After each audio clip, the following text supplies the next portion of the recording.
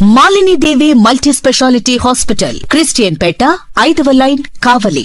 Doctor Guttipati Malini దేవి, MBBS, MS, OBGY, కాన్పులు మరియు గర్భకోశ వ్యాధి నిపుణులు.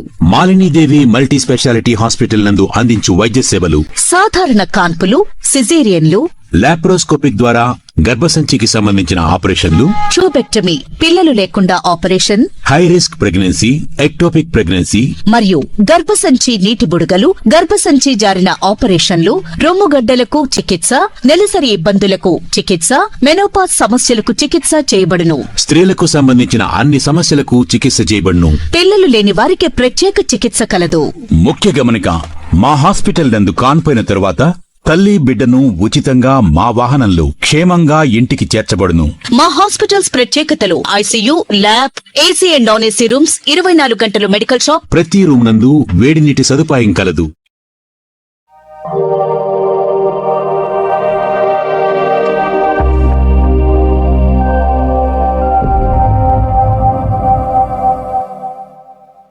Welcome to CMD news. నా పేరు కామాక్షి.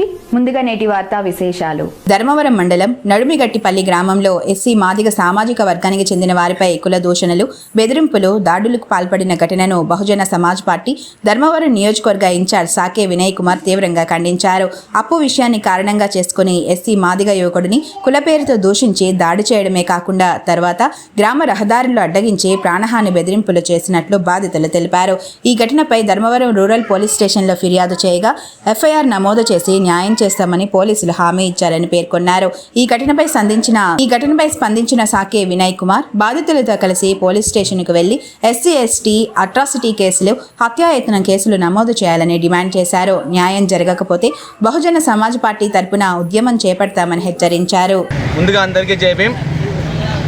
నడింగెట్టిపల్లి ధర్మవరం మండలంలో చోటు చేసుకున్న ఘటన గురించి ఈరోజు మనం మాట్లాడదాం. మొన్న జరిగిన పుల్లపల్లి ఘటన మరవక ముందే మరో దాడి ఎస్సీలపైన చేయడం అనేది దుర్మార్గం చర్య.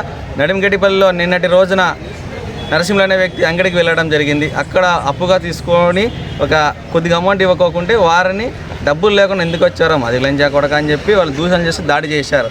అంతటితో గౌరవ పెద్దలు, వాళ్ళకి సంబంధించిన పెద్దలు వచ్చి కాంప్రమైజ్ చేసినప్పటికీ మళ్ళీ ఈరోజు దివాకరు మరి వాళ్ళ కుటుంబ సభ్యులు బులోరాలో వస్తున్న తరుణంలో వాళ్ళకి రోడ్డుకి కట్టెలు, రాడ్లు పట్టుకొని ఈరోజు మిమ్మల్ని చంపుతాం, మిమ్మల్ని చంపేస్తే మీకు దిక్కేవారు అని వారిని ఆపి వాళ్ళ దగ్గరకి అక్కడ శేఖరు, తర్వాత అక్కడ ఉన్నటువంటి అరవింద్ ఉన్న సమయంలో 10 నుంచి 12 మంది ఆడవాళ్ళు ఉన్న సందర్భంలో కూడా వారిని చంపుతాం బెదిరడంతో వాళ్ళు ప్రాణభయంతో ఈరోజు ధర్మవరం రూరల్ పోలీస్ స్టేషన్కి వచ్చి స్టేషన్లో కంప్లైంట్ ఇవ్వడం జరిగింది. కాబట్టి ఈ యొక్క సంఘటన పైన పోలీసు వారు ఎస్సీ ఎస్టీ మరియు హత్యాయత్నం కేసులు నమోదు చేసి వారిని జైలుకి పంపే విధంగా చర్యలు తీసుకోవాలని కోరుకుంటున్నాము. లేని పక్షంలో ఖచ్చితంగా ఉద్యమాలు చేస్తాం. అదేవిధంగా స్థానిక ఎమ్మెల్యే అయినటువంటి సత్యకుమార్ గారు ఈ దాడులు అనేకం జరుగుతున్నప్పటికీ ఈ 18 నెలల్లో దాదాపు 6 నుంచి 7 దాడులు పుల్లపల్లి, తర్వాత సుబ్బరావుపేట, చిన్నూరు చెప్పుకుంటూ పోతే ఎన్నో గ్రామాల్లో జరుగుతున్నాయి. కాబట్టి వెంటనే స్పందించాలి.